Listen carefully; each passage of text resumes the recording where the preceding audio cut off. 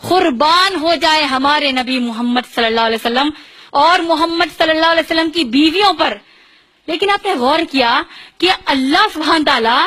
اللہ کے نبی صلی اللہ علیہ وسلم کی گھر کی عورتوں، اللہ کے نبی صلی اللہ علیہ وسلم کی بیویوں کو حکم دے رہے ہیں کہ جب وہ صحابہ جیسے ایمان والوں کے سامنے آئیں تو سر سے لے کر پاؤں تک اپنے آپ کو ڈھانک لیں، حجاب کر لیں. اور حجاب کی اہمیت اس سے بھی بڑھ کر اس بات سے لگایا جا سکتا ہے کہ اللہ سبحانہ تعالیٰ نے صحابیات رضی اللہ تعالیٰ عنہم کو حکم دیا کہ اگر وہ محمد رسول اللہ صلی اللہ علیہ وسلم کے سامنے آئے تب بھی وہ حجاب کر کر آئیں. یا اللہ،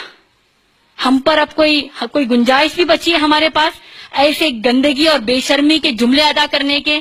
کہ میری نیت تو صاف ہے، مجھے حجاب کرنے کی ضرورت نہیں، یا میرے میل فرینڈز جو ہوتے ہیں یا پھر میرے کزنز، میرے دیور، میرے جیٹھ، یہ لوگ ماشاءاللہ میرے سے بہت اچھے رہتے ہیں، ان کی نیت بری نہیں ہے.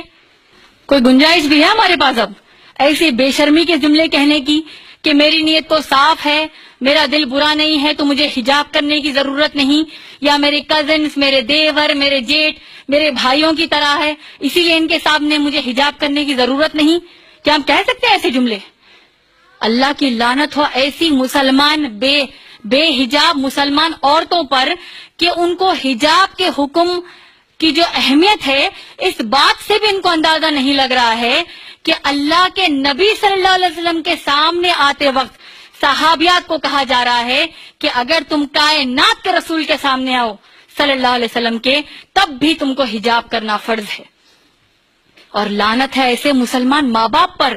جو اپنی بچیوں کو حجاب کرنے سے رکاتی ہیں اور اپنی حجاب کرنے والی بیٹیوں کا مذاق اڑاتی ہیں. میری بہنوں،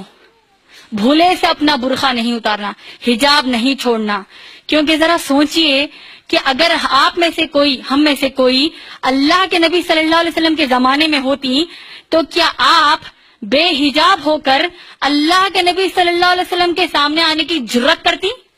ہرگز نہیں. تو پھر کیسے آج کے گندے ماحول میں ہم اپنے حجاب کو بغیر کسی احساس کے، بغیر کسی شرم کے اپنے گھر کے، خاندان کے غیر محرم مرد اور باہر